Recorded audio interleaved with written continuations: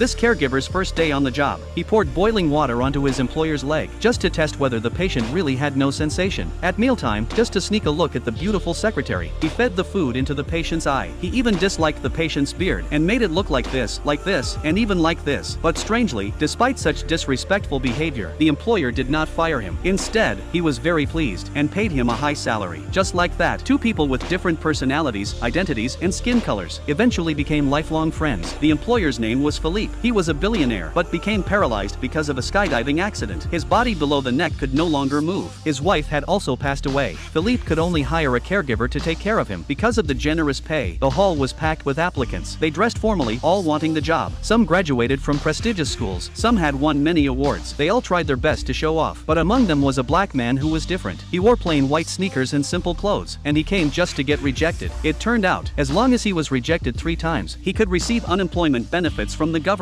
So he never showed a good attitude to Philippe. He mocked Philippe for having no taste, and complained he wasn't funny at all. When Philippe asked what special skills he had, he even flirted with the secretary right in front of him, just wanting to leave quickly. This made Philippe laugh. The other applicants were too cautious and serious. Philippe liked this black man's straightforward personality, so he deliberately said to come back the next day to sign the papers. Little did he know, this small decision would change both of their lives. The black man's name was Omar. He had just finished a 6-month prison sentence for robbery. After release, except wandering the streets, he had nothing else to do. He returned to his home deep in the slums. In a tiny apartment of just a few dozen square meters, lived 8 younger siblings. Even taking a shower was overcrowded. His mother worked outside during the day. The eldest sister looked after the younger ones. What was worse, Omar discovered his little brother seemed to be hanging out with local gangs. He wanted to discipline him but couldn't. After all, he had just been in prison himself. Late at night, his exhausted mother came home. Her son had been missing for half a year, with no news. Now he suddenly returned, bringing only a colorful egg, which couldn't even pay the rent and wasn't worth a chocolate bar. His mother wanted to know where he'd been, but Omar didn't want his family to know. He had gone to jail for committing a crime. Helpless, his mother angrily kicked Omar out of the house. With nowhere to go, Omar went back to the streets, sharing cheap junk food with his friends. They chatted together, talking about unrealistic fantasies. But as the night grew late, and the weather turned colder, friends went home one after another. Omar shivered from the cold. Midnight Paris was filled with freezing air. Unable to bear the cold, Omar used his last bit of change to sleep inside a warm train, enduring until sunrise. He went to the mansion's gate, just wanting to take the rejection paper and leave. But the housekeeper led him on a tour of the mansion. Every room was extremely luxurious. Servants were busy everywhere. What made Omar most envious was the bright, spacious bathroom. Back home, he couldn't even stretch his legs in the shower. This place felt like heaven. Philippe was doing physical therapy. Omar picked up the signed rejection slip, ready to go. But Philippe said,